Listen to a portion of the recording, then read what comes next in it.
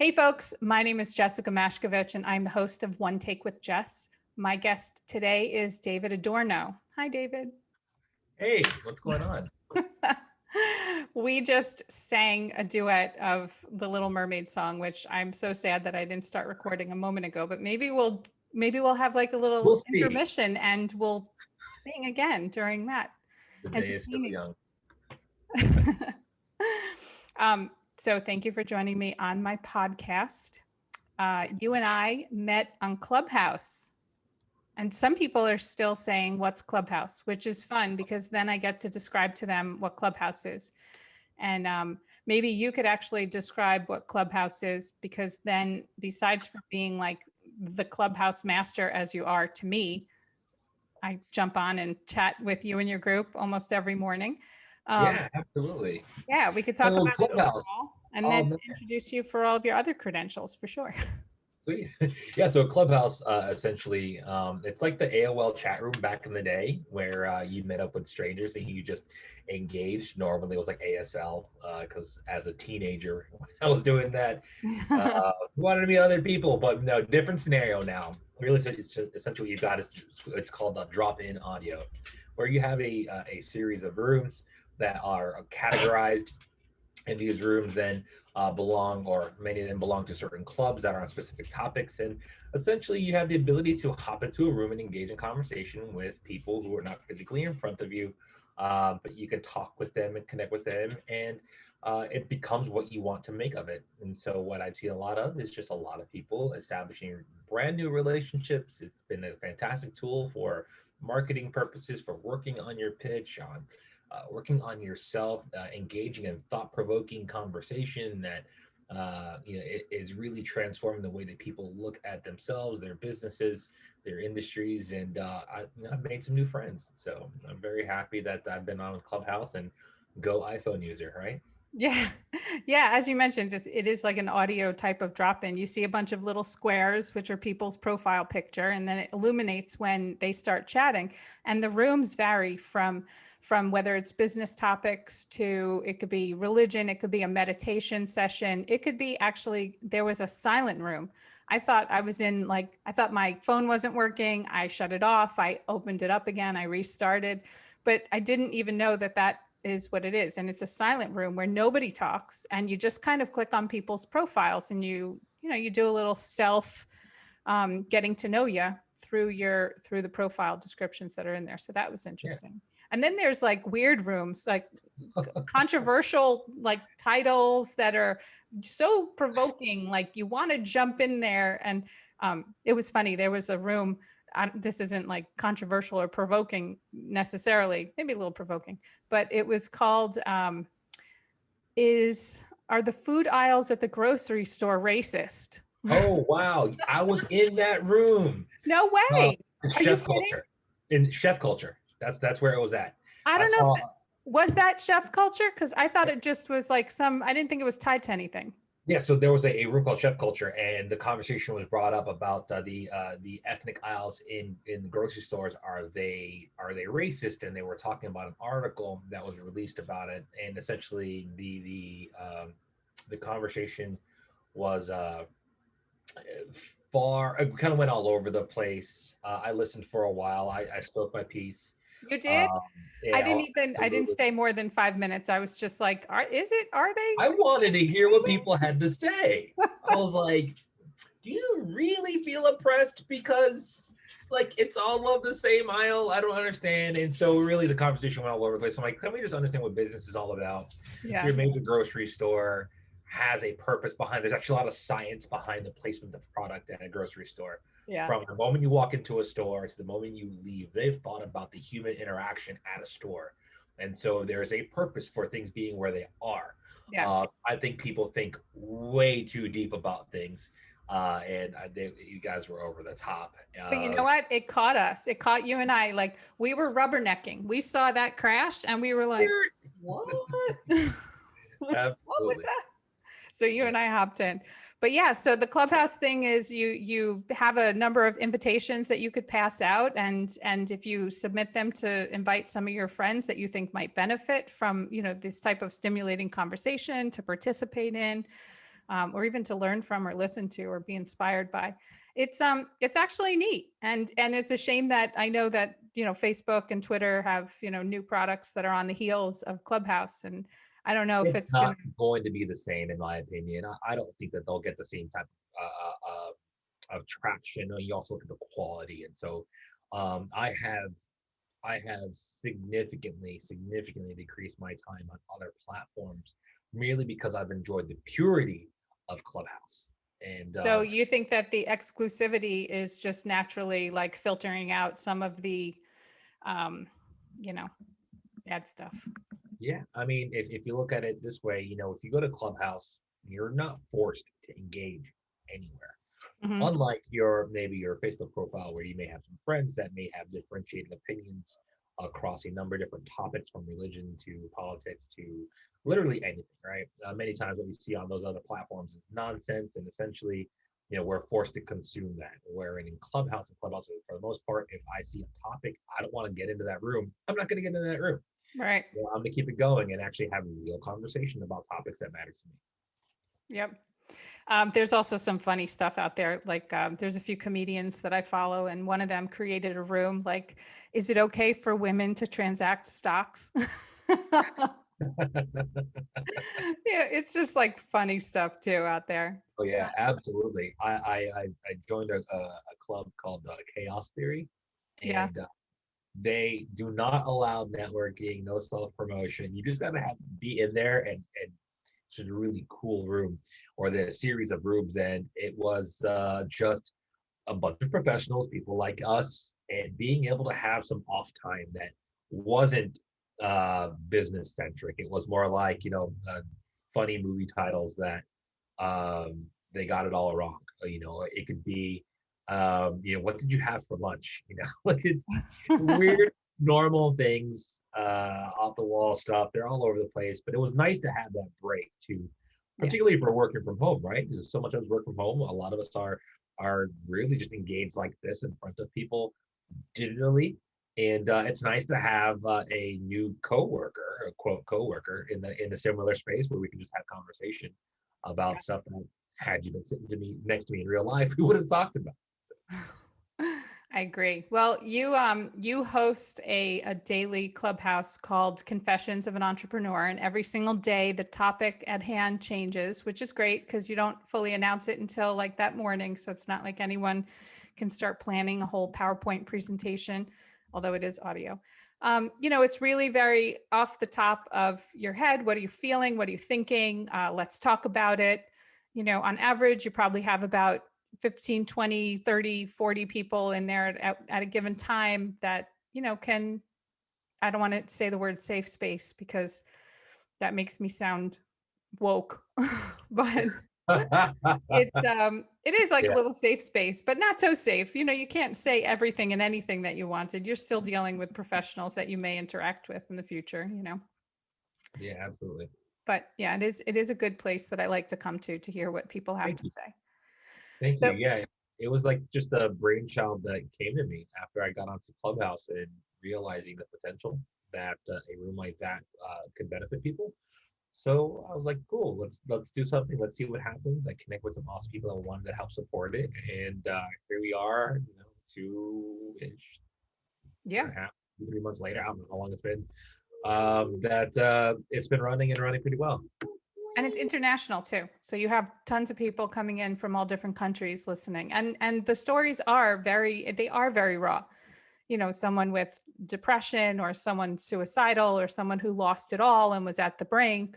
And you have other people that are just, killing it out there and want to share some of their tips. And, like I said, very topic driven. So you're doing great things. You're doing great things. Thank you so much. Well, I mean, it's the unknown, right? It's the conversations that don't happen often in the about the entrepreneurial world. And when we intro our show, we say, these it's not the glitz and the glamour that you see on Instagram. It's not something that somebody posted. It's not the fun stuff.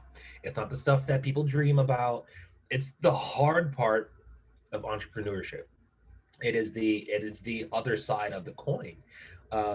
People that are very good at what they do end up starting their own business, or they work in the industry for a while, And there are other facets to that business in order to sustain its growth that need attention. And it would be impossible to think that someone who's just very good at, just say, maybe being an accountant, happens to also be good at lead generation, or happens to also be good at marketing, or happens to be also very good at, reading the data about their business and making agile decisions.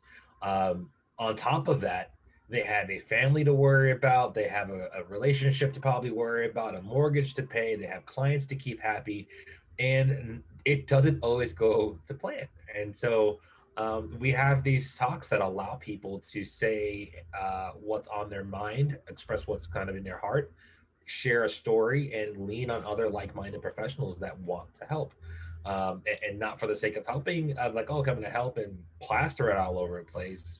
No, this is just genuinely good people that want to also share their story and say, this is what I did when I was in that situation.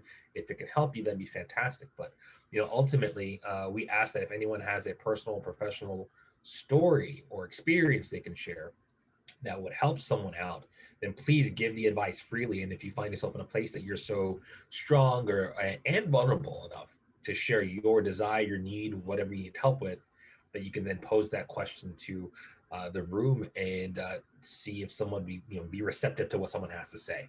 But we always end that that intro with I'm going to need everybody to please, if you received any value, to send a DM to the person that gave you value.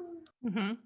Yeah, that's good, because that really helps foster the human connection, and maybe even keep going. If if it was that valuable, it might it might be worthwhile to keep the conversation going, even in an offline perspective, which is Exactly. actually how you and I met, because I think I was going on about something that sounded a little off, and you're like, hey Jess, let's pick up on this offline. I think maybe I can steer you in the right direction, or help you out, because I was almost looking for a coach role, where I was so spiraled into what am I doing next, and what's going to be most fulfilling, and what's going to be most profitable, and all that. And that's actually how you and I came together, even outside of Clubhouse. So that's good. That's what I love about it. You don't know who you're going to meet. Yeah. I love that your daughter's in the background. It's so cute. And she's watching The Little Mermaid. So that's when we're going to sing after. Yeah, so she came up to the door, and I've got the baby gate there. She's completely safe. The house is super baby proof, right? But that's her like, hey, I want your attention. And it's probably because she may have run out of a snack. I take that back. This girl has food everywhere. She's got everything she needs. She's good. I'll be home in a few minutes. It'll be okay. She'll be fine.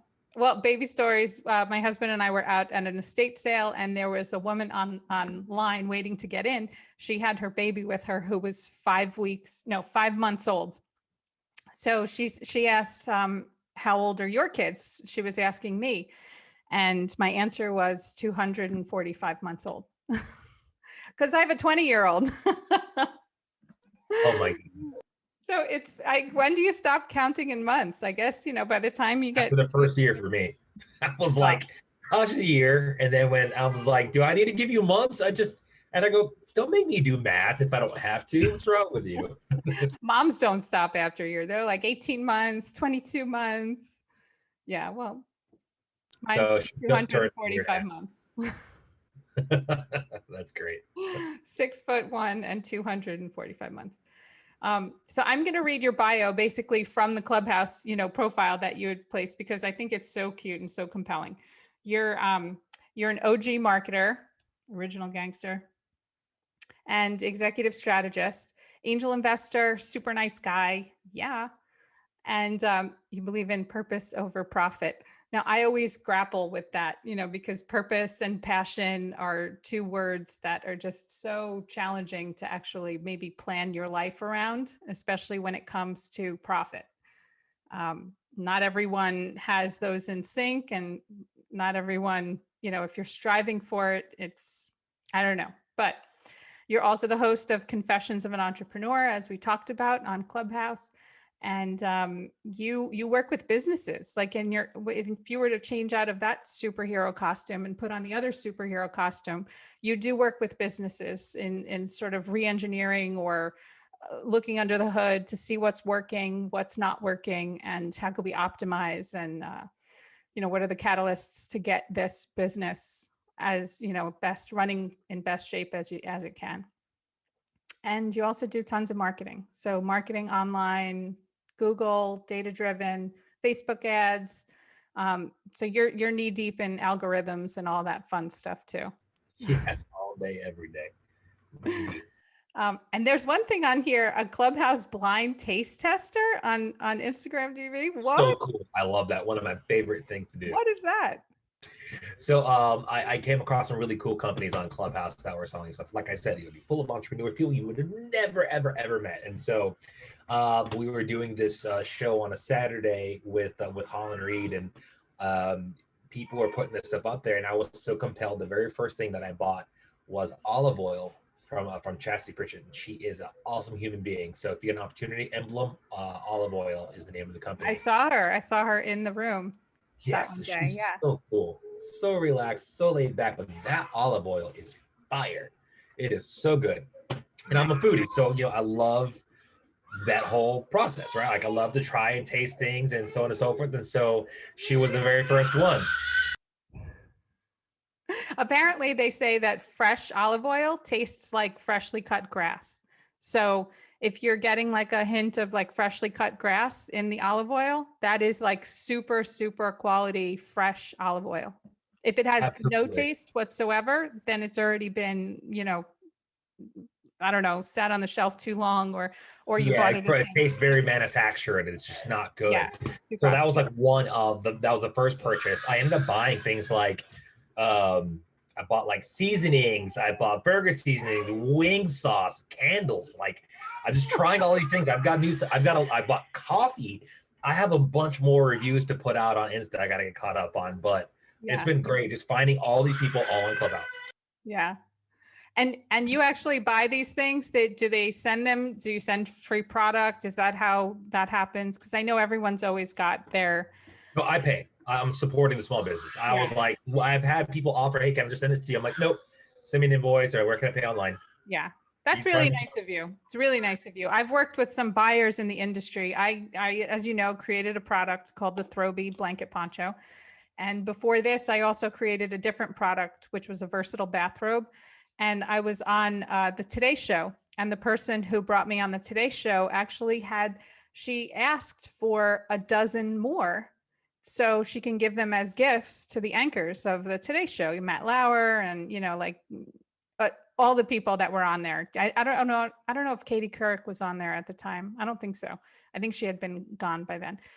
But it was a pricey robe, and I had to. Of course, I was not going to say no, but because I thought maybe it would lead to more opportunity. But I was like, did she just ask me for a dozen more free samples? Like I sent a whole bunch the first time in order to get on the show. But yeah, so that's it's hard to part with your product for free. Absolutely. So that's really nice that you're supporting small businesses. I like that. You know what? I want the same for me. You know what I mean? Yeah. Sure. So you have a lot going on over there, huh? I do. Like if I picked her up right now, she'd be very happy. Pick her up. No. I mean, I think my son is here also for once. I'm not ignoring her. She just doesn't want to be around him. She just wants to be. If you want to tend to her, she could be on the. Let her be on. I'll drag her in here. Hold on. I'll come back. And for the sake of the show, I would suggest probably to keep talking. Things are okay. Oh. Okay. Hi, Munchkin. She was not happy. She was just not happy. Oh. This is all right. So, like, this is real life, right? Like, this is what COVID life is like, working from home. Absolutely. So you'll have to excuse this is my life. You have a little binky? What's that, sweetie? Is that a little binky? Hi. Okay, and we're back. We had a little quick break for life and children, and we are back.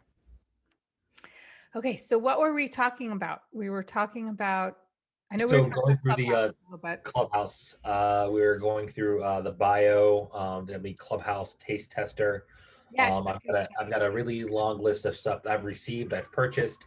that I'm ready and set to do a review on and just putting it out there. And I'll say that of all the ones that I've tried, like everything has been fantastic. There hasn't been one product that wasn't just like, holy moly, like this is really, really good. So gosh, that's kind of like the upside of Clubhouse is the quality, the caliber of people that are, I think, passionate about what they do. They put a lot of time and effort into making sure they're delivering a quality product. I think that says so much about what's happening on there. So, but I'm a few $100s in into buying stuff on Clubhouse, and I see things that, like I bought pickles. Oh, these pickles were life changing. Oh my god.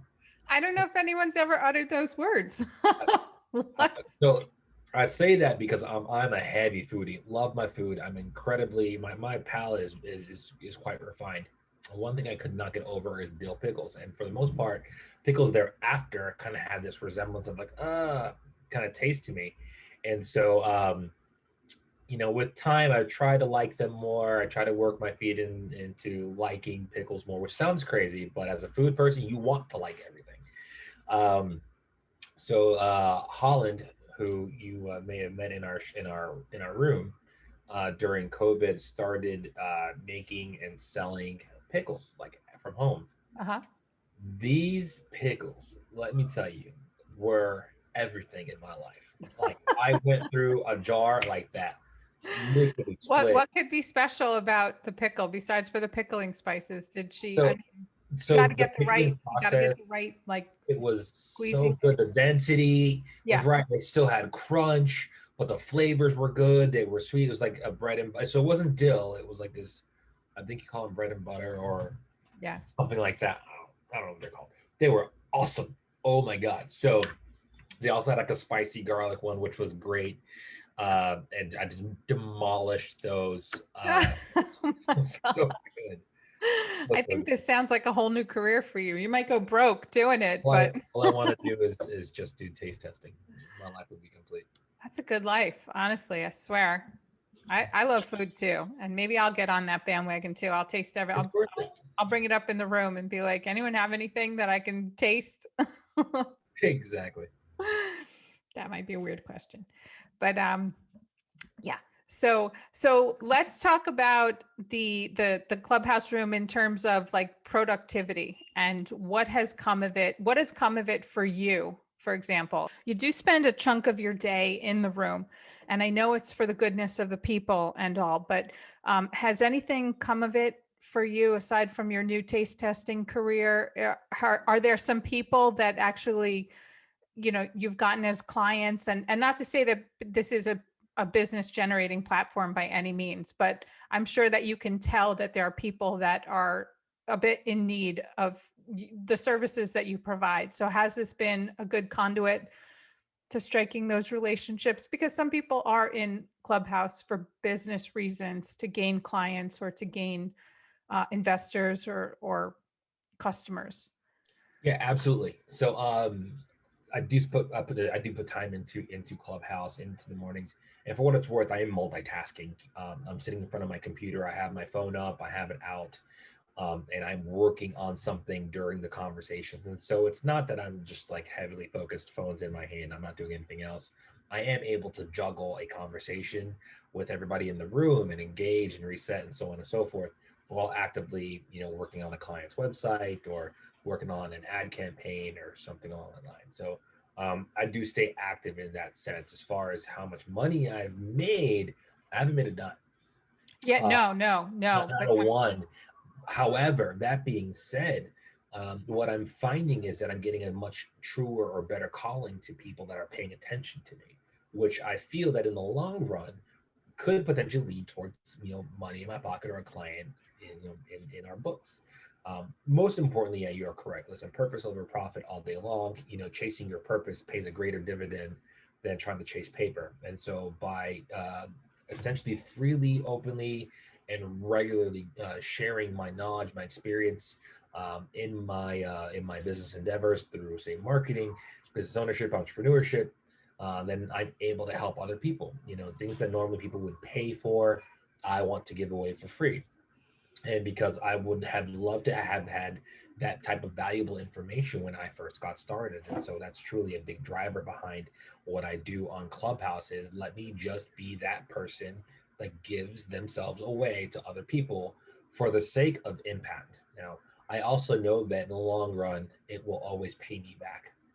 Right? It will always pay me back. I landed a speaking gig um, that the person was fantastic human being, like just great.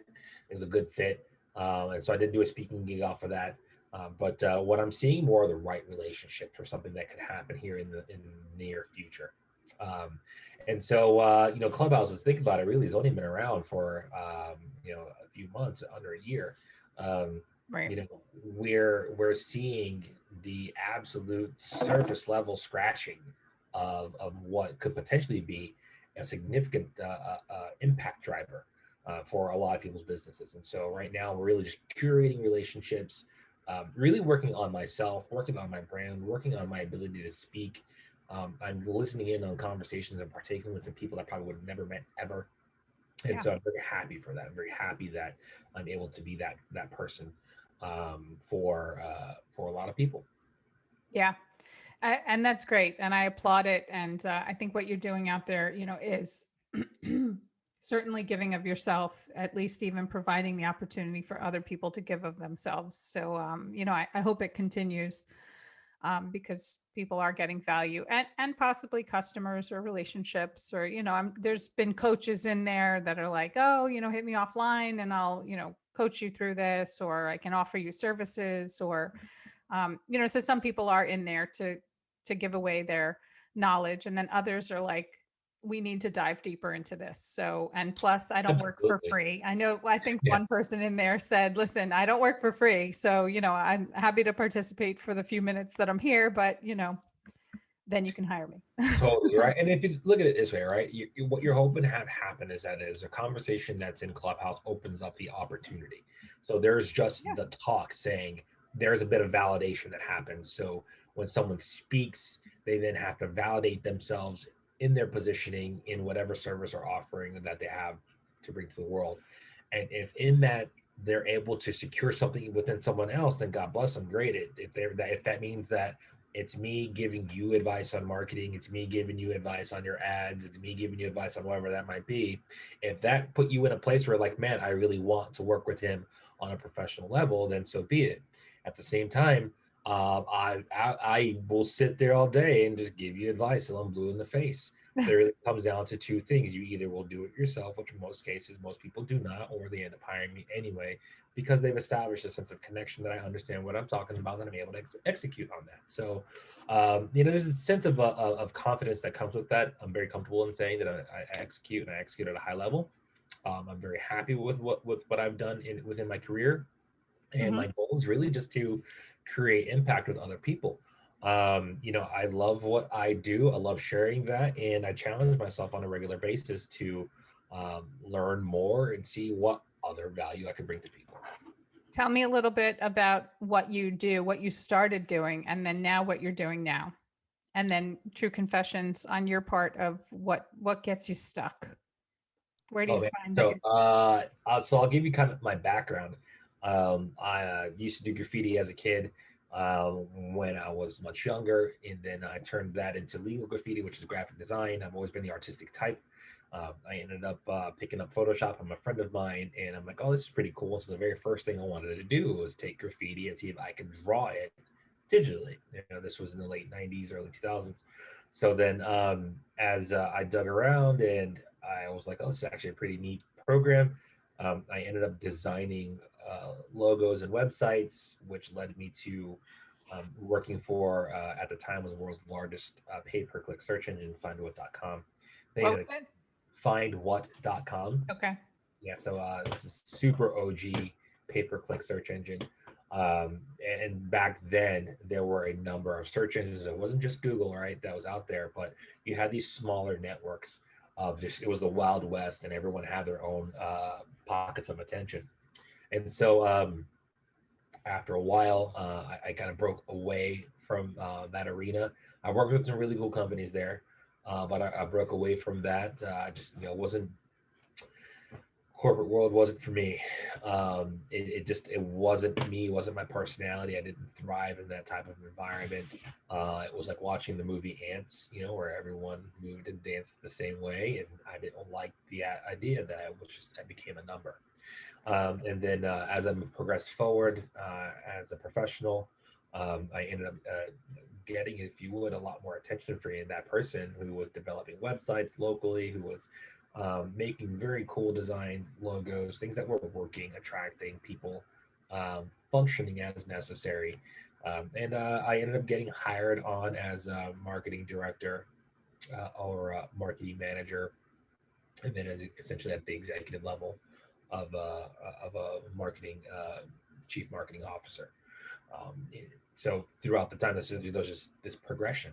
The biggest thing that I'm proud of really is that, so if you were to ask someone, um, you know, when the budget is cut, who gets cut first, it's normally marketing, right? We're the first ones to go. And so normally I'm accustomed to stepping into an environment where we have a very limited budget and we have to make something happen. And so I just pride myself on being that guy that says, you know what, I'll learn it, I'll figure it out.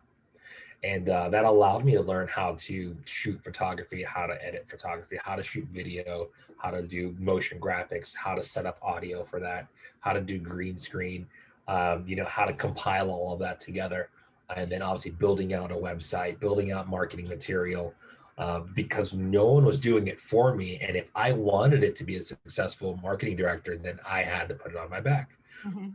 After a while, I just said, you know what? I'm just going to do this for other people. I'm going to be pretty good at this. And so I decided that I was going to start my own thing. And then I did that for quite some time.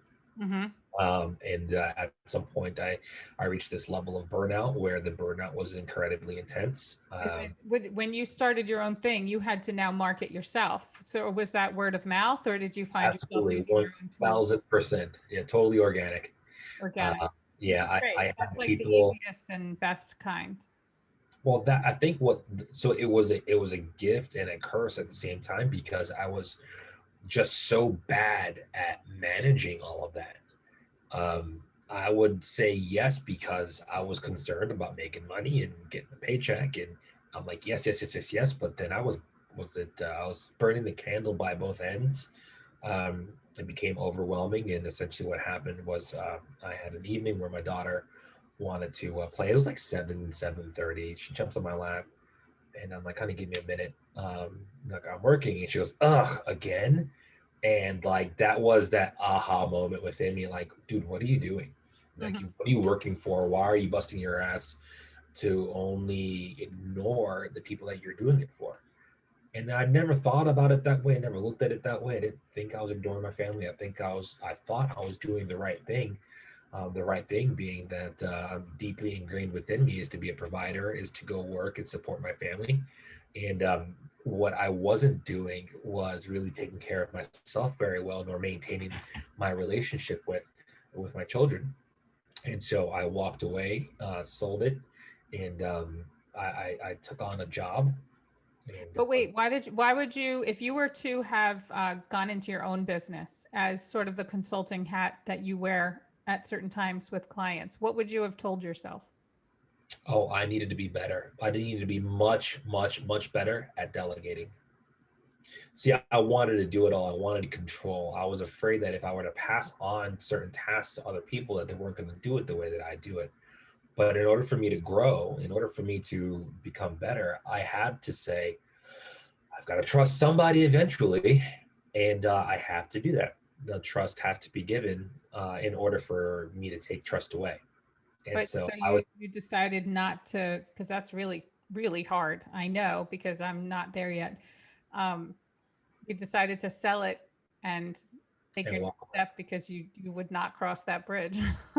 I was burnt out by then. I was just emotionally drained. I was depressed. I found myself in just a really dark place. I was regularly just drinking far more than I should have, and not recklessly, right? Not like I was going out there getting hammered and driving home, but I found myself in this place where, you know, I was really masking a lot of pain, a lot of my self doubt. I was masking the issues that I felt that hadn't been addressed with drinking, and so You know, and I'm not afraid to share that story because I think it's important people understand that if you ever met me or if you've ever known me, you would have never known. My facade is impeccable to the world. Everything looked perfect.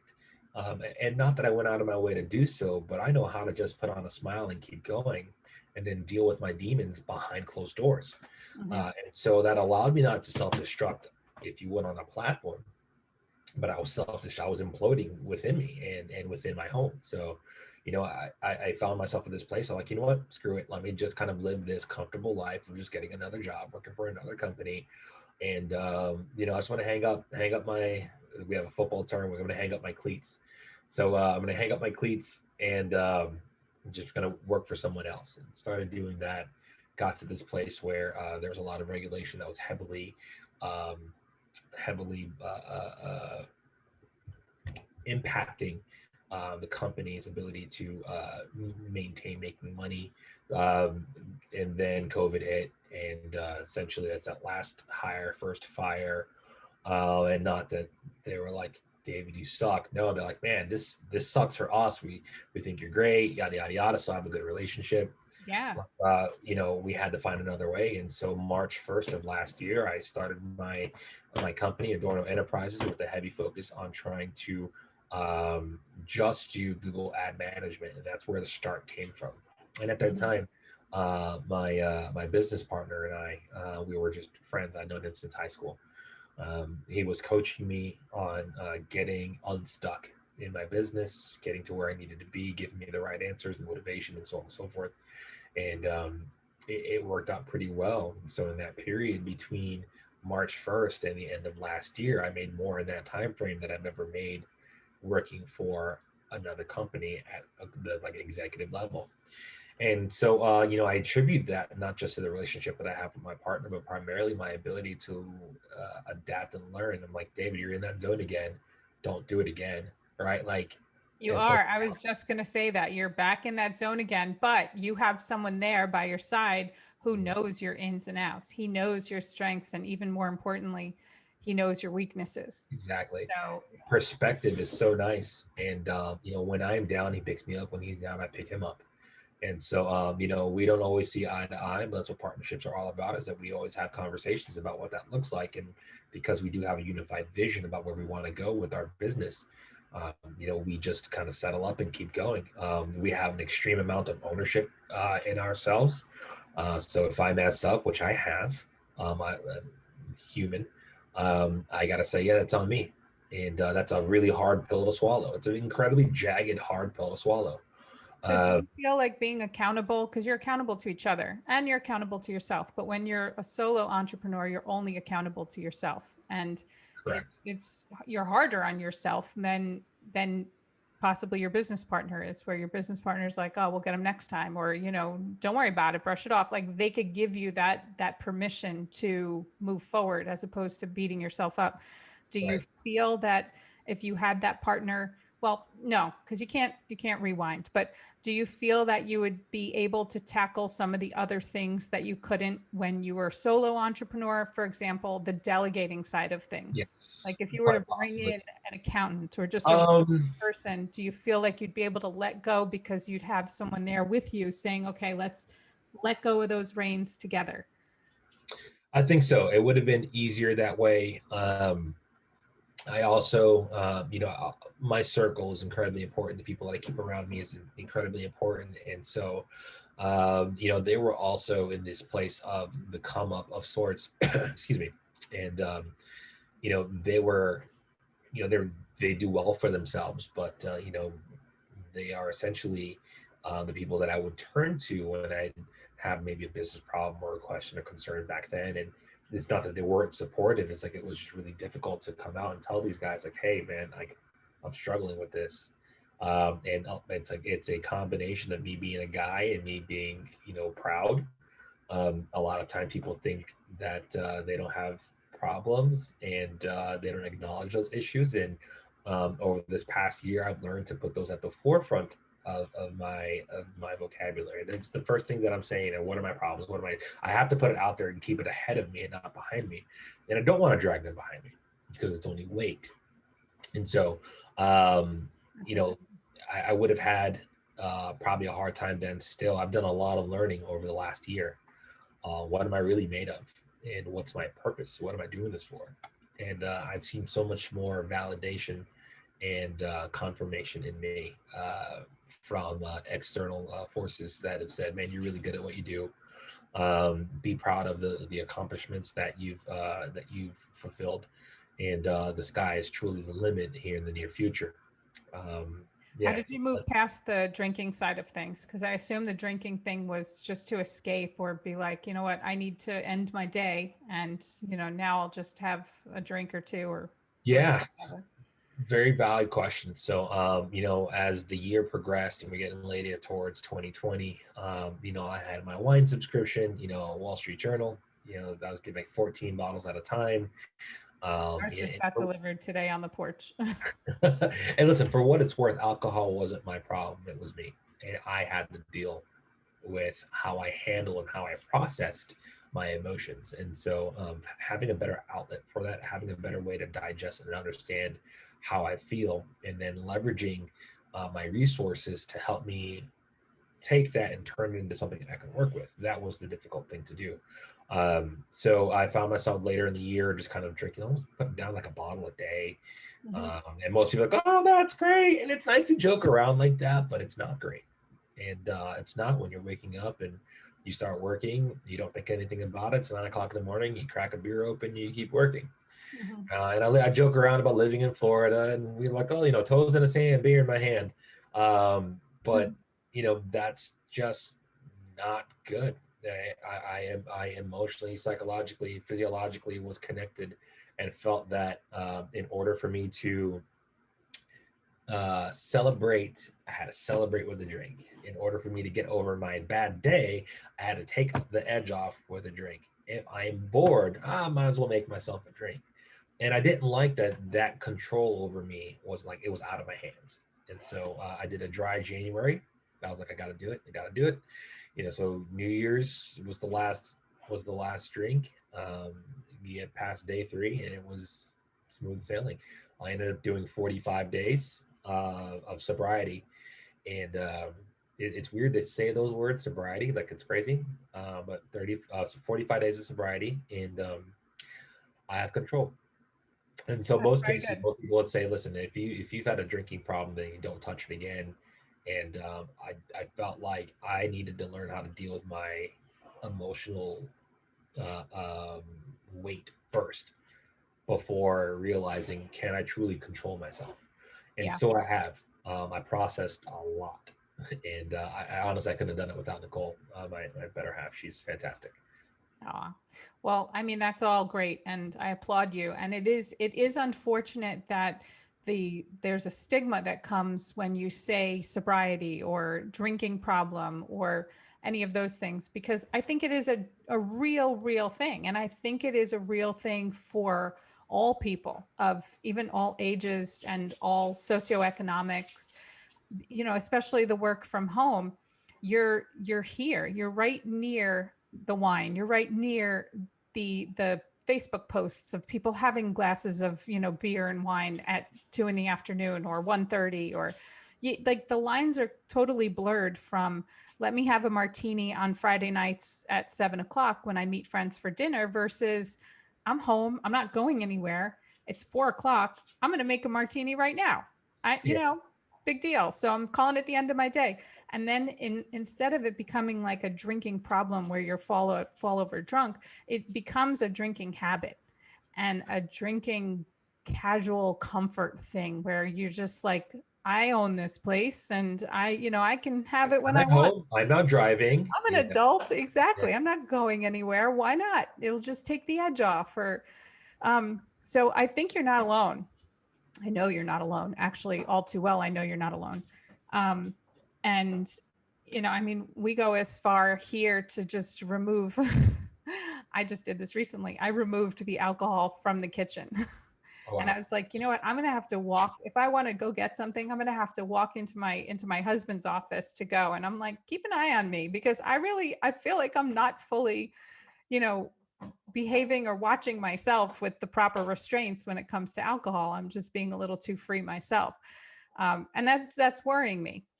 So, I'm not ready to sign up for AA or anything, but I do understand that it becomes like a bit of a strange habit to pick up, but now it's a habit. I'll say that I did tell myself that if I didn't figure it out on my own, then I was going to find an AA somewhere to see if I can get them addressed. And honestly, it maybe sounds weird, but like I'm freaking proud of myself. Like, Yeah, good. No temptation, none at all. Like, if you go somewhere, I'm like, whatever, I'll just have sweet tea or water or whatever. Like, I'm okay, and I can have one and walk away. I can have, I know my. Yeah, I mean, eventually it might be you'll find yourself coming back to, I'll go back to doing what I did, 2 beers when watching the game, or at night, and on my terms. Yeah, you'll rationalize yourself back into what normal used to be when it comes to drinking, instead of 9 in the morning or 2 in the afternoon. Exactly. So I don't know.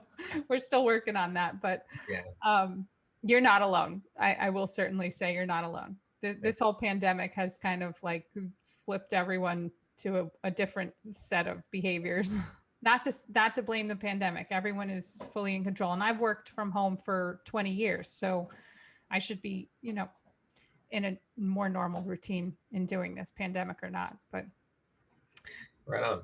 Well, I'm glad to see that things are back on track, or whatever track you're on. Maybe you shifted. It's a new track, actually. Yeah. I've never been on this track. And, I think if I look back at my youth and through my 20s and into my 30s, I drank whenever the heck I wanted. And I always did, even when I was freelancing for years on my own.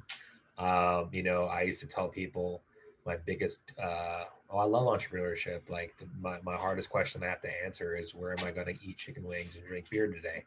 I say it in jest, but it was like legit. Like, hey man, cool. You hired me to go build something for you. I don't have to talk to anybody. Awesome. I'm going to go hang out. I'm going to grab some drinks. I'm going to hang, that was my life. And it's just not the case now anymore, man. I'm getting older. Not that I'm old. I turned 40 this year. I just want to get ahead of the game. Like, I want to be ahead of the game and extend those years out. So if I have a drink, I'll wait for a Friday night, Saturday. I can have one or two, and my body, within me, I've set up some triggers within my mind to know when to say, okay, that's enough. You're done. I truly learned how to be myself. Yeah. Well, you know what, and that's a getting older kind of thing, because as we get older, we're going to need to make sure that we have those triggers, whether it's with food or not triggers, but we need to put those restraints on. Self-control when it comes to alcohol, but when it comes to food, or when it comes to salt, if you go to the cardiologist and all of a sudden now you have to watch your salt, you're like, fuck, now I have to freaking watch my salt and I can't eat cheese. Like, what is this? So, but it's part of getting older. We have to really kind of hone in on our self-control skills. I mean, I've been trying to lose the baby weight for like 20 years, 21 years now. And I can't. Like, I still don't have that level of self-control that brings the calorie count down, or, really does start jogging. I'll tell you, the one of the worst things was believing the lies I was telling myself. Yeah. And I'm okay. This is normal. I'm okay. Everything's fine. Everything's all right. When I guess when the situation struck, right? Like when I found myself in these dark places, I was like, I'm gonna be okay. I'm gonna be okay. Hi, puppy. I'm sorry. No, that's fine. I actually have an English bulldog who is amazing. I'm gonna let her out.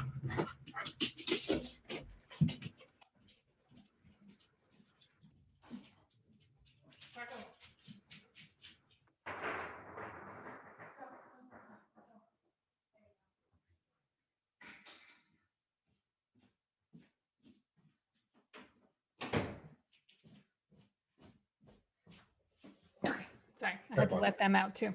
All right.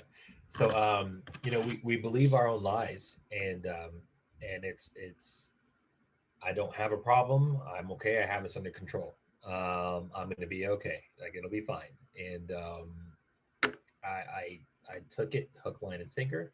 And it was just wrong. It was totally wrong, and I kept on lying to myself, believing that everything was going to be okay.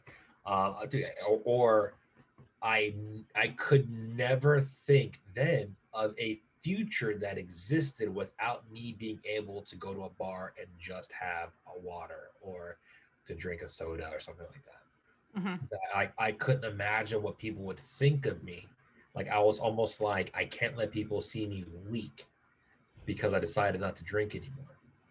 I couldn't have people look at me in a way that was, if you would, less of a person because I was turning down hanging out at bars and so on. And so um, those were the lies that I told myself and that I believed that that was what my future was going to be. And it took a moment of clarity to tell me, like, who cares? Like, who who are you truly trying to impress? And I just it was the other part of me that was trying to stick around, and I'm glad Right. that that's gone. How did your wife feel about that whole thing? Was she like, "Hey, let's get this under control," or was she like, "No, it's Oh, fine. Don't worry about it." had I not decided to change anything, because it wasn't affecting our relationship, it wasn't affecting my function on a day-to-day basis, like day-to-day basis. It didn't interfere with my kids. It just bothered me, Mhm. myself, in my own soul. And I knew myself. And so because I wasn't going out drinking at a bar and getting sloshed and trying to drive home. I Right. wasn't doing that. I was trying to be responsible, and I was at the house. Now that's not to say that I haven't done that in the past, because I think everyone's had a situation like that. But I'm far more older and wiser. It didn't affect it, but I will say that um, she was all on board. She was totally on board. Like, well, maybe like we're gonna lose weight. It's gonna be healthy for us to be healthier. We don't need to have that. It makes sense. It's cheaper. And You she do was trying. save a lot of money. Yeah. It's true. And listen, to be honest, it's a Friday. I'd be incredibly comfortable right now if we went out to eat tonight and I had a beer with dinner. It wouldn't bother me whatsoever. I know I'd still maintain uh, my control, Yeah. um, but I don't want it.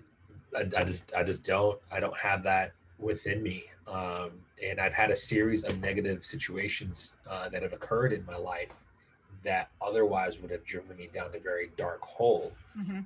Dealing with death, and dealing with you know personal familiar issues that um, I found myself in this like higher state of understanding. Like, damn, dude, like this was 6 months ago.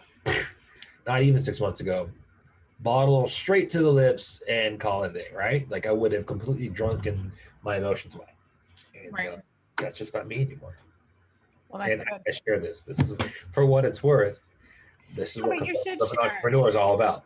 Yeah, you should share it. Like if you go to a Weight Watchers meeting, you share all of your woes with food or the temptations or the overindulgences or anything like that. Like you should. So then you have a support group around you to be like, hey, here's a way to stay on track, or here's another alternative, or so you do need a little bit of commiseration, or knowing that you're going through it, but someone else is also going through it. So your vulnerability may give me strength, or seeing how far you've come, even in 6 weeks, 8 weeks, may give me strength to, start that path and be like, let me look at myself 8 weeks from now and feel the same joy and pride that you feel, You're still muted. You're. So yeah, that's essentially how I feel. Right, like it's exactly where that's at. There's purpose behind sharing these stories. There's no shame in sharing this either. Right, Yeah. like I'm not a degenerate. Take care of No. the family. Take care of the kids. Like take care of the clients, and try to handle all of my responsibilities. And Yeah, you just realize something within you. So uh, exactly. yeah. So tell me more about, oh, sorry, I almost knocked over my microphone. Tell me a little bit about was your partner also on Clubhouse? Yes, Like, so James Jacoby, he's on there. Okay. So yeah, what would you like to know? Business wise, what are the most common faux pas that you see happening in small businesses? Because I know you work with large businesses too, you know, Where do so we start? Holy moly. Okay. So the premise the of what most we talk, common. yes, so most common. So the premise that we run on is that there's 5 pillars to keep a company running. You want to sustain yourself and grow. 5 pillars. One of those pillars is your core competency. So you might be very good at being an accountant, right? But like I said, it would be impossible to think that maybe that accountant knows how to do marketing and sales and so on and so forth, right? So what we find the biggest issue is that, or one of the biggest issues that people just don't know their numbers. Data is one of those columns, those 5 pillars, and managing data. And so you can have a small company, a startup that's just like, hey, I'm going to go just kind of go crazy. I'm going to go sell. I'm going to do services and so on and so forth. But if I asked you how much money you spent on your material, if I asked you how much it costs to get that lead into your pocket, are you actually profitable? How much time and effort are you putting into the things that actually make you the most amount of money? Or do you know that? And most people don't. And so you can't grow what you don't measure. You can't grow what without knowing those things? Yeah, you can't grow what you don't measure. Yes, that's true. That is very true. So what's the other pillar?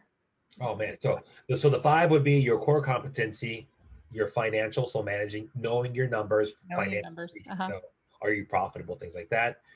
Sales and lead generation. So can I actually close the deal, get somebody in my pocket? Marketing. So am I bringing attention to the business? Am I bringing the right type of attention? Consistently creating content and distributing that. And the last thing would be data. So those are the 5 pillars. And data is setting KPIs, setting benchmarks to hit, performance, and so on. And that's the core of what you and your partner currently do. I know you said that you went back to the marketing side of things, Yes. the ad side of things. So how Yes, so much that was the transition. I actually completely missed that. So I started up the agency, and then I was growing. Things were doing very, very well. James and I were sending business back and forth to one another.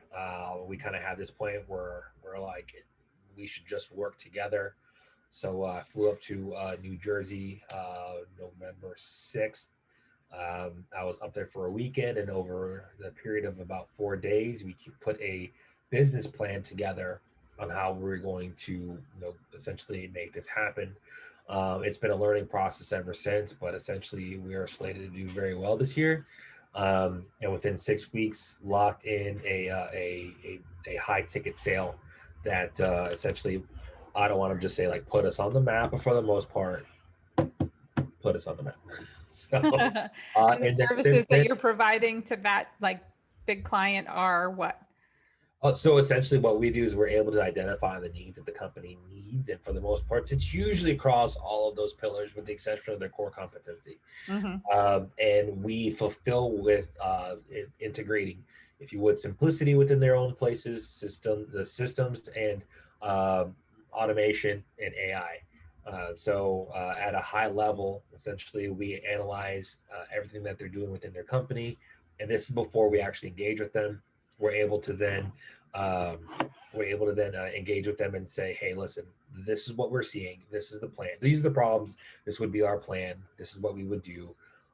We do this immediate 90-day uplift, and within the first 90 days, we're able to transform their business. And over the remaining term of the year that we engage with them, is that we're going to do this pivoting. Because essentially, if you haven't learned from COVID, COVID was the year of pivot. We have to figure things out, but not just pivot, but you've got to be agile and be able to turn on a dime. So as the market changes, you adapt and move with it. Mm-hmm. So that's essentially what we've done, and it's what we have our clients do is we address the other 4 pillars of their business: the financial, the lead generation, the marketing, and the data. And we leverage technologies online to manage all of that for them. So whether And you you are recommend the packages or you set them up with that you put in the infrastructure with what tools they could be using, what sort of yes, in so those we 90 days. we provide them with all of that. So we have a lead generation tool that leverages AI through LinkedIn. We have, you can see the puppy on the floor. I see.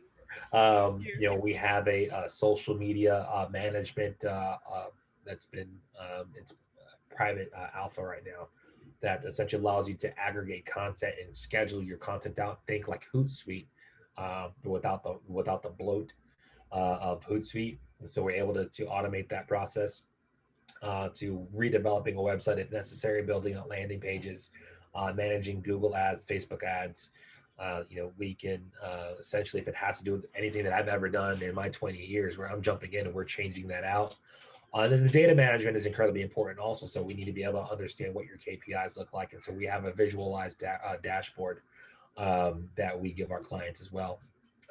We have a CRM that we give them that allows them to automate the process of lead So nurture just for people listening, KPIs are key performance indicators. indexes or Yeah, measurements, whatever, that measure your key key performance indicators. performance. Yes. And Uh, then CPM is customer, or CRM, our customer service. relationship management Yes. Yes. software. Exactly. Yeah. So our CRM, I'm sorry, I was talking in tongues. So our CRM that we have allows people to essentially manage the process from lead aggregation through a click funnel, maybe through your website, siphon those people into specific, or funnel those people into specific channels, and then have automated communication with them for the lead nurturing process based on action and inaction. So let's say, for example, someone's interested in an accountant, they go to the accountant's website, they fill out the form, and they were interested in like a one-on-one session with an accountant before they actually decide to sign up. They can get an immediate text message out to them, hey, congratulations, thank you for reaching out to me. Here's a link to our calendar, and the calendar system is built into our CRM. Find the right time frame that works for you. They confirm that appointment. They then receive an email that says, congratulations, we got you booked for Monday at 9 o'clock in the morning. I'm looking forward to it. Here's an ebook download we want you to take a look at before we decide to move forward. These are the top 10 things you need to know before hiring an accountant. They click the download to that. Awesome. Yeah. They read that through, and I'm able to track all their actions and what they're doing and how they're engaging with us. Now they say to the side they don't do it, they don't do a thing. Maybe Right. they didn't click the download on the ebook. Then I have it automatically send an email out saying, you didn't download the ebook. Here it is attached. You need to read this. It's really important. Mm-hmm. And so when we learn to leverage automation to essentially handhold or if you would, lead nurture, if we were handholding them into our client book of business, then, and for what it's worth, it's all hands off. We said it, you don't have to do the work. It just works on its own. Now I can go be very good at my core competency. I'm just going to keep working on these accountant clients. I'm going to work on getting these taxes done for my Yep. clients. The accountant can just be the accountant until he Right. gets notified that he needs to make a phone call on Monday morning at 9 o'clock to do an onboarding. So your clients probably can recognize like a quick results on whether it helped reduce costs or became more time efficient, or it increased revenues if it affects sales, or Absolutely. increases. Yes, but we believe firmly in transparency, and we have this data dashboard that allows us to pull all that information into one centralized, visualized dashboard. And so I Mm-hmm. can take my Google Analytics and my Facebook information, my Google Ads information, my Salesforce information, my QuickBooks, whatever it is, we can overlay data together, and we can make reasonable decisions based off of the data that we see. And Right. because I can go back a month and look at this month and I can see the two that are not the same, I'm able to say, man, holy cow, that last campaign really worked. Or the thing that we've been doing is working, or it's not working. We need to adjust and move from there. So we don't have a silver bullet, but we have a pretty good arsenal for what it's worth. Yeah. No, it sounds great. It sounds like it can work for big and small. So, even like businesses that are sole proprietorships, or entrepreneurs that are working solo. Um, where do you see that people are letting down their guard in their business most often?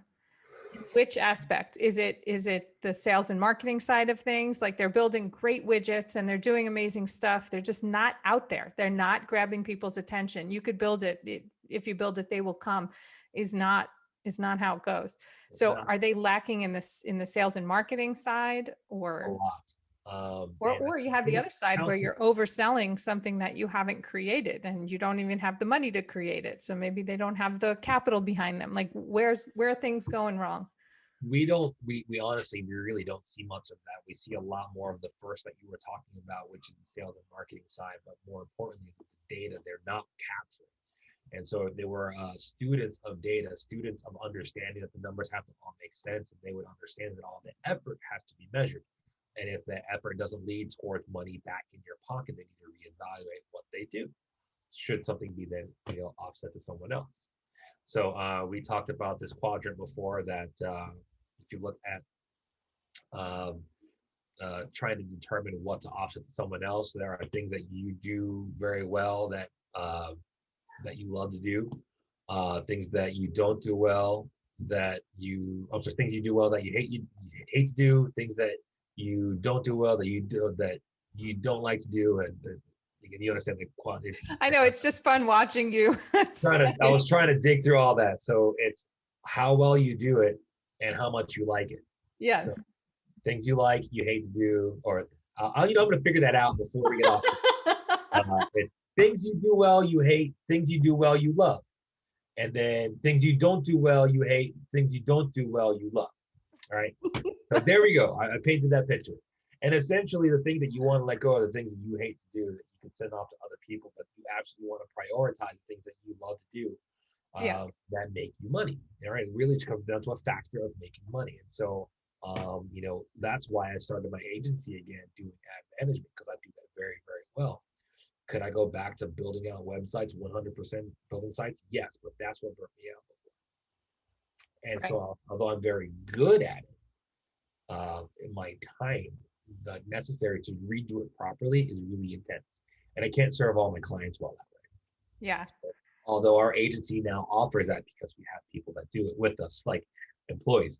I now have that ability to oversee what happens with websites and all of the marketing for all our clients that any of our employees are doing. But we're also giving them the ability to be leaders and thought leaders. That, hey, this is what I'm thinking for the client, and I can say, oh, that's a really cool idea. Let's do that. So yeah. But you know what? You know what's interesting about you? I'm just going to interject here. You approach it not necessarily from, I know that you're paying me to be here and fix this, but you step back, and like you just asked that question with that matrix that Yeah. was so funny for you to explain, which I totally know what you're saying, and you did say it correctly. Um, you do step back and you're like, wait a second here. Let's just like look at your business as a whole. You take almost like a holistic approach to, is this something that really brings you joy? And Absolutely. Like, I because come you from may the, just be in there to change the oil, but you step back and you're like, wait a second, is this bow, really look the at car all you these want to colors. own? Yes. So yeah, I come from a family of firefighters, the entire family. I went to the academy, you couldn't get a job. And so the entire family essentially they save lives, right? It's what they do. They're firefighters, they're public servants. I save businesses. And that's been my approach. It's like, I'm going to help people put food on the table. I'm going to help companies do well for themselves. I want them to support their families. I want them to support employees. And so when you have that serving mentality, I feel like it's within my family. I'm just not doing it with a jacket and a helmet on. I'm doing it with a mouse and a keyboard. And I'm able to help them with identifying the problems that could be resolved so that they make money. And most times, it comes down to their website and their marketing and so on and so forth. So, Yeah, but yeah, that's interesting. Like you do kind of like bring out something which may not be well received. I know one time when we were in a clubhouse, I was struggling with my priorities. I have so many things juggling. I have my Throwbie business, I have my podcast side of things, and I have this other estate sailing, like flipping side of the business. And I was like, where do I put my attention? One makes me no money, but one makes me a lot of money. I'm just spinning my wheels sometimes there, causes me great frustration. And the other one is, you know, also makes me money, like, so you're like, I think you said to me, you don't sound like you're happy in what you're doing right now. And that you was know, hard to hear. I stepped away from that. And I even like said to my husband in the afternoon, I'm like, do you think I'm not happy in what I'm doing? He's like, well, you're doing 900 things without like 100% focus anywhere. And yeah, I agree. I was like, really? that's what's tough, right? Like if you look at it in that perspective, at the end of the day, you know, you don't want to just work and make money and then die. A And lot I of don't want to work and not joy. make money and then just die either. So, but like that's why following your passion slash purpose which may or may not lead to profit. Like sometimes they join together and it's a nice fit, but sometimes you can't follow your passion and So, not have the mortgage paid, you know?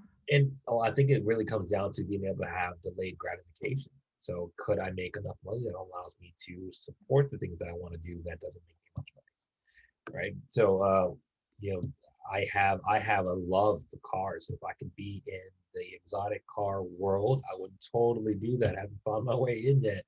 But that's not to say that I wouldn't be there sometime in my future, right? So I'm just going to work towards that. Um, Alternatively, I think I'll just keep going to races. I'll keep watching from a distance. I'll still participate at a reasonable rate.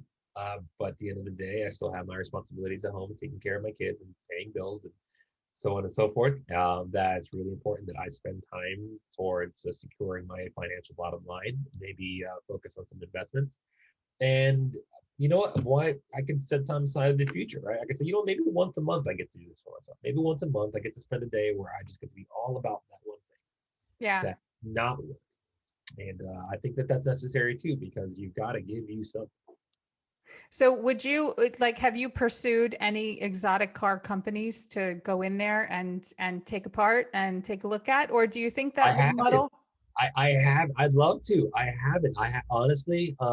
So I started this website that was just to aggregate news for what was happening within that arena, right? I love exotic cars and racing and so on. And a lot of ideas. I got a lot of ideas. And that was going to be like kind of like my foot in the door. I'm like, all right, great. It's going to be this outlet for media, for people to be able to go to and be able to read things and understand what's happening within the world. And it ended up just sat there, if you would, dormant. I mean, I did nothing really with it. But I haven't pulled the trigger on that. But who knows? Maybe within the next year or two, that might happen. I honestly, like, sometimes I feel like I'm like a goldfish. I also like to be on the water. So I bought like a bunch of domains that related to boats, and I might just start a website for people to sell their boats at like specific models.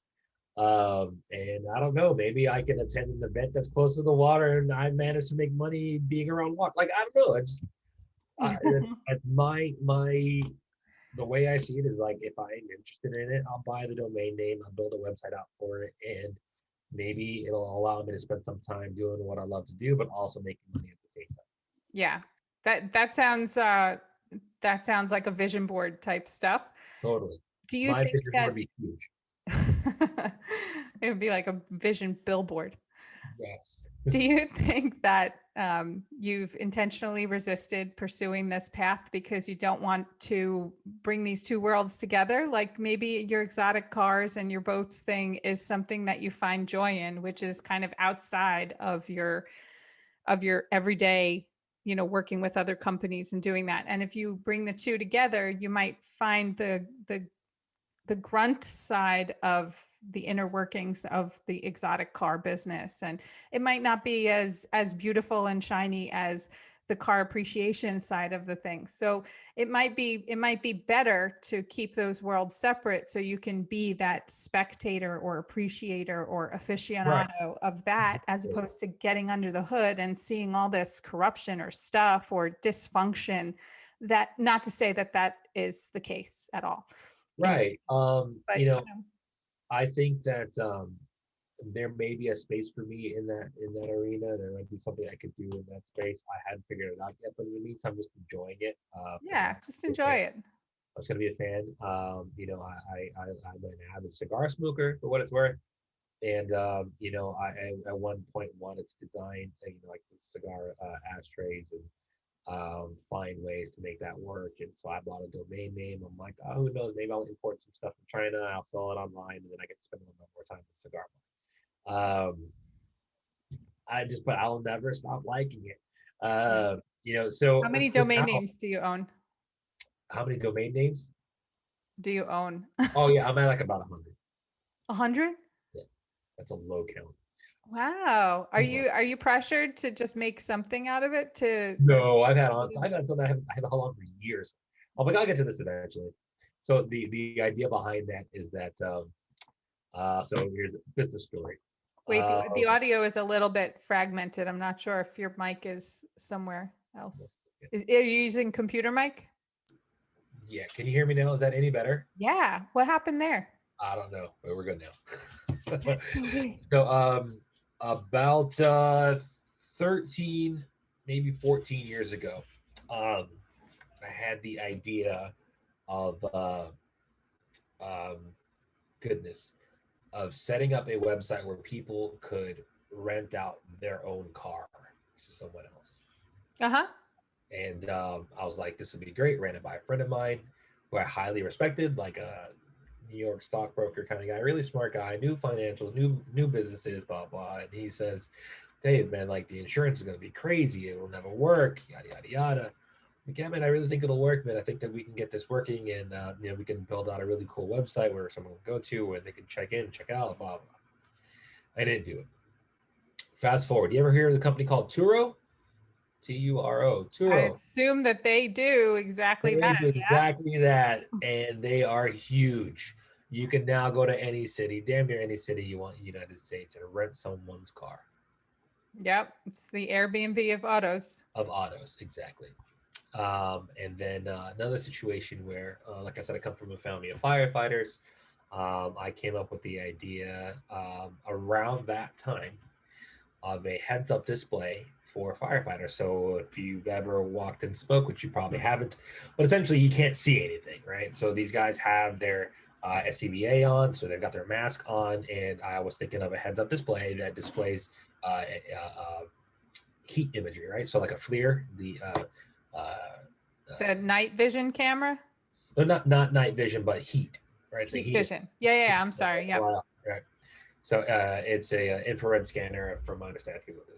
So you can see this heat map on there, and you see objects based on their temperature and not, their location, right? So you see the actual temperature, and it creates these outlines. You can see it really, really well. Mm-hmm. And then other people tell me like, oh, it's going to be too expensive. Where are you going to come up with the capital to do that? Like, is that really going to work? Or are people actually going to buy that?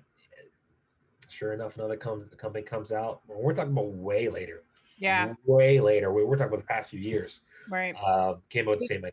Did you get caught in the whole loop of, should I see if there's a patent for this? Should I, call in a lawyer?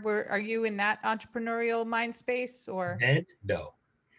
Back then I was not not. with those Now ideas? way different. Yeah. Now I look at everything from every different angle, because now I have to advise my clients on those types of decisions.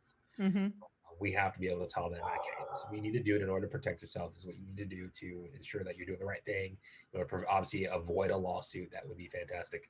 So, so I'm at that place. So ever since then, I said, you know what? Screw this. I'm not asking anyone's opinion. I'm not asking anyone's thoughts on this. I had done with the naysayers. If I want to do it, I'm going to do it. And the very first thing I do is buy the domain name so I can lock it in. That's why I own so many domain names. That's what you do. There it is. Okay. Well, that's a start. Are there any that you think are going to flourish? Any that you can think of out of those 100 that are going to be like the first thing? And probably now that you have small kids, you're thinking of like small kid products, and maybe the cigars aren't appropriate for small kids, but I'm surprised they haven't come out with inanimate objects that look like real objects for children to chew on. Like, I'm okay with that. Yeah, my daughter loves the remote control. Yeah. TV. Yeah. But it needs to look like the remote control from TV. Like it needs to look like it's doing something, because essentially, if it's bright blue and yellow and red, uninterested. But I was just gonna say, like, my hand, this looks like. Yep. I'm surprised somebody hasn't done that yet. I haven't seen it. I think somebody should take that idea and run with it. Get that domain. Buy the domain, whatever that looks like. Realistic items as chewabletoys.com. Yeah. So I get ideas all the time. I truly do. And then I buy a domain if I feel it can actually turn into something. So yeah. Domains are so cheap now, it doesn't really matter. That's true. Do you feel that in your current role, it's a less stressful role that you play to manage other people's businesses, as opposed to the role you had back when you were trying to manage your own business? So you're kind of going in there and directing people now, and you could still walk away with it without having the stress of worrying about, are they going to execute it? How are they going to execute it? Although I'm sure you care about your customers 100%. So but at least it's not. Yeah, night and day difference. I Or I can hardly hear them. yeah. Night and day difference. Stress level is completely different. My whole approach, and I prayed for it. Like, God, figure this out for me, and I'm gonna start walking, and just open the right door so I can walk through them. Um, I gotta say that since I don't know the fall of 2020, there's been this tremendous amount of change happening within my body, within my mind, um, that has put me in a place of clarity. And so when I now work with clients, and I don't want to say deal with clients, but when I work with clients and our employees, I don't stress anymore. I'm like, okay, here's a problem. We're gonna figure out how to solve this. You're not happy. I'm sorry you're not happy. Let me see how I can fix this. Madness. All right. That was a good deep breath. That was a good deep breath. Yes.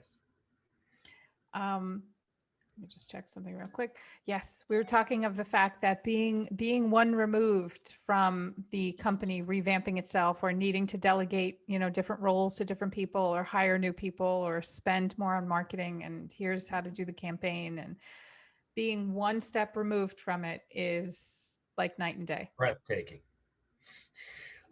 It is nice because I know I'm making the right decisions, right? I know that I'm doing what's in the best interest of my client, and that I have capable people to be able to pull those types of triggers. So it's not a hard decision to make. The problem I had before was that I just couldn't let it go to let someone else do it, and that was the problem. Yeah. And so, being able to say, all right, it's on you, man. You got this, cool.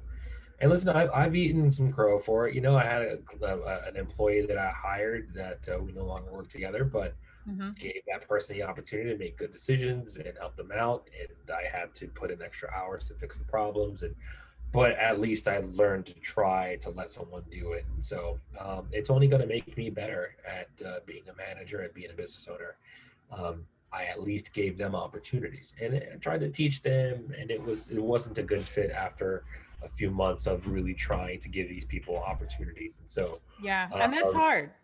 I had the same thing. I outsourced my fulfillment last year, and I brought in a 3PL, a third party services, 3PL, third party logistics. And they didn't do it right. They did not do it right either. I was like double checking and checking numbers, and they entered all my stuff in their system wrong, and they were invoicing me incorrectly. I was going through documents with a fine-tooth comb, and having to report back, and creating other spreadsheets for reconciliation. And I was like, oh my God, I could have done this myself. This is just, so I was burned. And I'm like, I don't know if I'm going to be able to hand over other things to other people when, now it's the marketing, now it's this, now it's that. So yeah, I mean, creating a product, amazing. Growing a business, not the best at it, so I totally see where your current company, being that you are working with companies, which is something that, I was exploring as well. Should I be a speaker? Should I go into other people's businesses and tell them how to, not tell them, but, advise them as a consultant? But so, I dabble with those things too, because everyone keeps talking about the life of an entrepreneur, and it's not as glorious as it's not. to be. No, sometimes it's just fucking terrible, to be honest. Excuse my language, man. Sometimes this will eat you up. You will know what you're made of in a very short amount of time. You will find out. Yeah, and it's not a reflection. It's not for everybody. It is not, but it's not a reflection upon yourself either, because you could be amazing at one side of things. Like you and I have that mind that doesn't shut off. You're creating products in your sleep. I'm sure that, you wake up thinking of like that idea. So you and I might be great at that. And then just at the other side of things, growing it and delegating, and that we may need someone to step in, or to help us do that. And maybe even with your partner, you would have even had the reassurance that, it's okay to let go. It's okay to delegate. Here's how we're going to do it. And you do it together. So maybe just even people bringing a trusted partner into the relationship to help make those decisions. Yeah, absolutely. That knows how to, or just at least can take the next step without You know, if you and I don't know how to, pretty much. There was something else I was going to ask you that was right on the tip of that.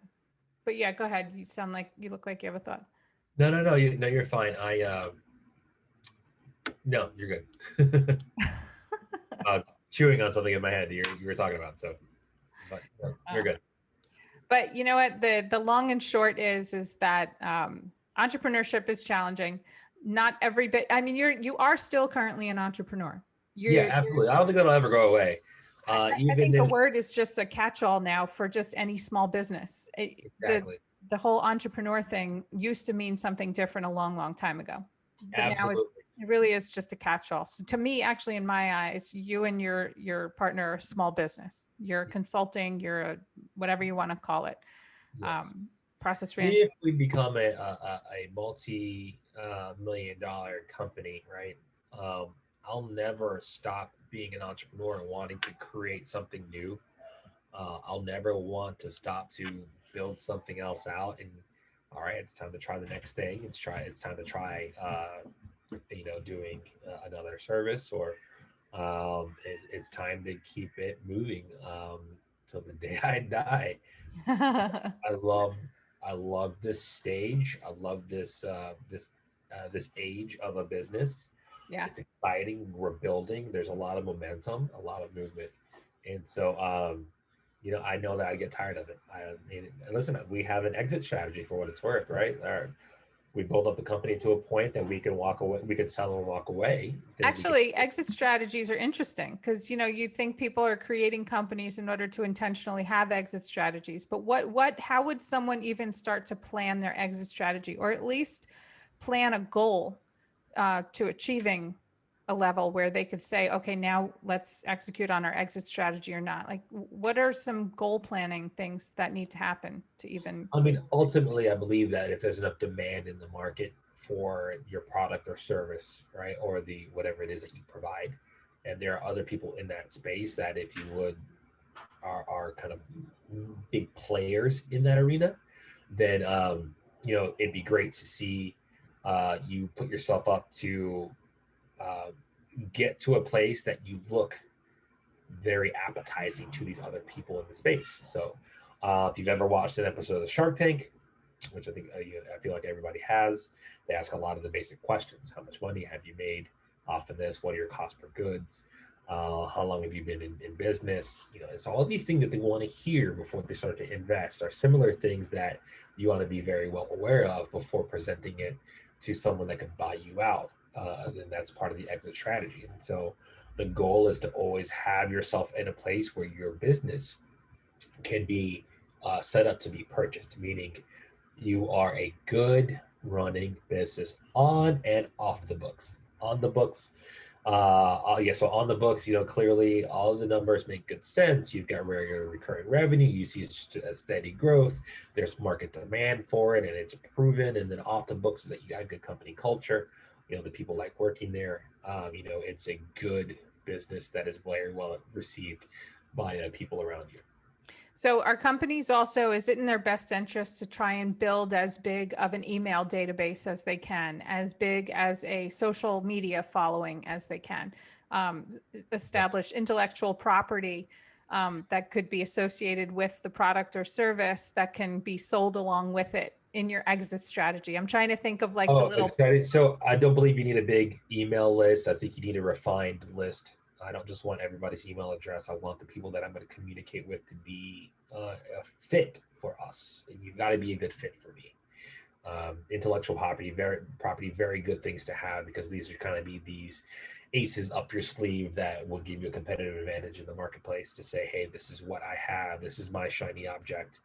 My shiny object, it could be yours. So yeah, absolutely. But yeah, as far as collecting people, naturally, you want more attention. You want a lot of eyeballs. You want people to appreciate when you put out stuff. You want to create raving fans of your business, and that's just good at any size business, right? Not just one you may potentially sell in the future, or even when you get started. Into creating communities of people around that really support you and say, man, when I tell clients when we start marketing for them, that my goal is to have people ask if you sell shirts and hats so that they can wear your swag.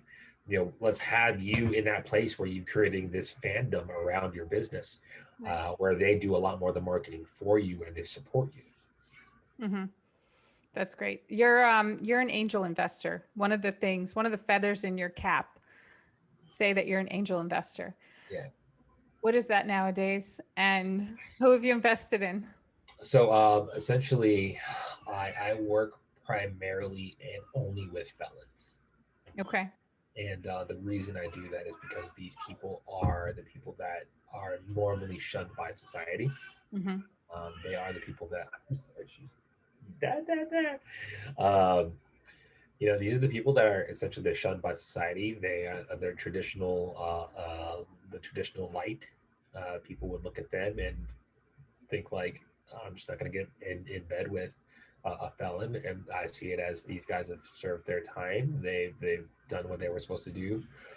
That's not to say that they don't have good ideas. That's not to say that they're not good people, right? Mm-hmm. They're not to say anything of those things. And so I try to provide opportunities for people that find themselves in a bad situation where they can't get what they need. And so I prefer working with the smaller business. I prefer working with the I'll just call it what it is, the guy that came out of the hood that used to sell drugs and wanted to get his life straight because maybe he had a kid and turned a different angle, went to a trade school, became maybe an electrician, and he wants to start his business up but doesn't know what to do. And so I help him get to where he needs to be.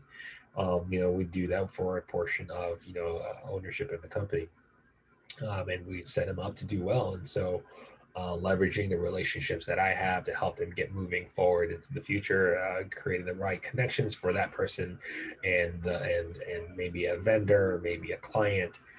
There's a lot of coaching, a lot of teaching, a lot of what we do, and I do this for the people that I feel truly need that help up, which are those that have been really essentially left to go figure it out on their own, which the felon. Mm-hmm. Do you have a group of people that you work with? Do you are there a bunch of angel investors that you No, pull together with, or is this all on you? this is all on me. This is all on me. This is my own pet. I don't want to call it pet project. Passion My own project. passion project. Yeah. Passion project. I want to be a one-man wrecking ball, and I am. I'm a rhino. I'm a rhinoceros. Yeah. Actually, for what it's worth, my agency I sold, our logo was a rhinoceros because that's me. I charge and I destroy what's in front of me. And there's this immovable or unstoppable force in Mm-hmm. I person. And so when I set my sights on something, I go get it. How long And, have you been doing that? oh man, I feel like I've always been that way. No, I'm not the rhinoceros thing. I mean the helping the previously incarcerated. Oh, oh, I started off volunteering about 8, 9 years ago with a nonprofit organization that was helping guys that were essentially having a hard time with getting it together. And so I Mm-hmm. did some coaching, some mentoring, some teaching. And that's kind of where I fell in love. I didn't make anything official until many years later. I'd say about 3 years. About 3 years ago is when I started putting my heart really heavy into making something like this happen. And so I usually honestly work with just a very small select handful of people, small select handful of people, because it requires a lot of time. It Mm-hmm. requires a lot of attention. It is not just, well, here's some cash and run. It is mentorship. It is bringing them up. It's coaching them. It's empowering them. Right. And it takes time. So much like what we would do with our clients, our big clients that they were paying for, I condensed that down for uh, the person that I want to work with. Yeah. Have you seen some great results? What's been like a good success? Home ownership. Yeah. That was like it was awesome. You didn't Uh, co-sign or anything, did you? no, not for me. It's for them. No, I know. I know. I Oh said yeah, you no, yeah, didn't it was on co-sign. phone. It was Yeah, like, independently achieving home ownership. absolutely. He Yeah. was turned 40, like 6 years old. Yeah. That's Uh, great. a child that was born while in jail, um, gets out, and well, he obviously gets out of jail, manages to have this atomic family because his wife faithful to him, stuck through that time. And with that, was able to get him in a place where he could buy his first home for his family. And that to me is just, that's why I do it. That's great. That to me, I think is what makes everything worth it. It's heartwarming, and you're affecting change, and I'm sure that that's going to continue, because I'm sure that he's going to affect change for other people as well. That is a condition. Like, oh yeah, that's a condition. Like, you must find the next person. And whether that's like, okay, Kurt, you're going to hire someone, you're going to apprentice them, you're going to teach them, and they've got to be under certain circumstances too. Like, you've got to be the driving force for change. That's really good. Well, you warmed my heart. Yay. All right. This has been great. This has been like kids and dogs. I never got to sing The Little Mermaid with your daughter. I sang it with you in the beginning, but we weren't recording. You are recording, so that's not happening. What very well may happen later tonight at home. So, by the way, you did mention that you have a podcast. You have a bunch of episodes in your pocket or whatever. Just launch it. Yeah. Just launch it. You're right. So I gave myself a hard date of like March 5th or something, or April 5th. That's like forever away. April 5th. That's when I'm officially going to do it. So I've got some really cool people. It doesn't have to be perfect. You and I, our conversation, I'm going to launch it. It's not perfect. It's long. It's great. Hopefully whoever hung in there till the end, they're going to learn a lot about you and me. Actually, I'm always exposing stuff of myself on these too. but right, you know what? I'm in. Just launch it. Launch it. Will. So those of you listening, then this is the podcast is called State of the Hustle.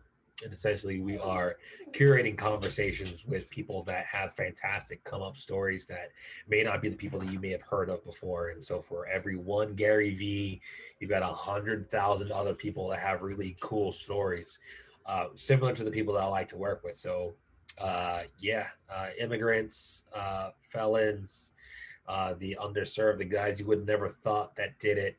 The stories that have been shared have been fantastic. Yeah. And I like the stories also about the overserved, the people who were born into the riches, into the royalty. What are you doing now? Like, how are you doing things to make the world a better place, and not just, but yes, all of your podcasts with the people that you have on there, I'm sure the sooner they get out into people's ears, the better. Totally. And just keep it going. Just keep it going. I've got the audio. I'm going to try to, I will come up with kind of a cool intro music. You don't have to. Do you have to? Is that something that you have to do? That's too much pressure. I think it's cool. I don't know. We'll see. Too much pressure, too much delay. Just hit launch. Yeah. All right. I can do that. I'll do that. Maybe I need more planning. You'll have to consult with me on how I can do this better. We can absolutely do that. Actually, I don't want to. I'm spending too much time on this anyway. But I think it's beneficial. I think it is beneficial. Again, I'm torn. Do I do something that I like, the podcast, or do I do something that's monetized? And but even if your podcast was once a month, it's all good. Yeah, doesn't matter as long as you get to do what you love. Yeah, I love it. Look, we had such a good conversation, and then I'll see you on Clubhouse and drive away the entire audience by saying something boring or controversial in there. I just don't care who stays or goes. I hate to say that, but the conversation has to be had. I'll do that. Whatever. See you later. Guess what? We'll be here tomorrow if you want to talk. That's it. Yeah. Well, I am very big on, having your own path with your own goals, and, the universe, God, whoever, your husband, your Gary V, your inspiration, whoever it is that's going to take you to the next level and guide you along the way. I'm all for it. So it's interesting to participate in these conversations because you see what's the driving force behind certain people, and whatever works, honestly, whatever works. Yeah, absolutely. I'm with you. Oh, good. All right. Go hang out with your family. Thank you for spending so much time with me on One Take with Jess. Again, I'm Jessica Mashkovich, and thank you so much, David Adorno. Thank you for having me.